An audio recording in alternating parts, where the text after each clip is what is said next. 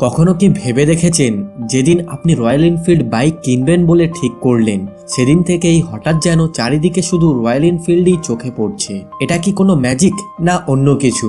আসলে এটা কোনো ম্যাজিক নয়, এটা আপনার মস্তিষ্কের খেলা। আমাদের মস্তিষ্কে রেটিকিউলার কর্টেক্স নামে আঙুলের মতো একটা অংশ থাকে যার কাজ ঠিক একটা বড় অফিসের বিল্ডিং এর সুইচ বোর্ডের মতো। আমাদের চোখ, কান, নাক ও আরো বিভিন্ন অনুভূতি থেকে যে লক্ষ লক্ষ তথ্য আসে সেগুলি সব আগে জমা হয় এই সুইচ বোর্ডে। তারপর যেটা দরকার শুধু সেটাই যায় আমাদের সচেতন মনে।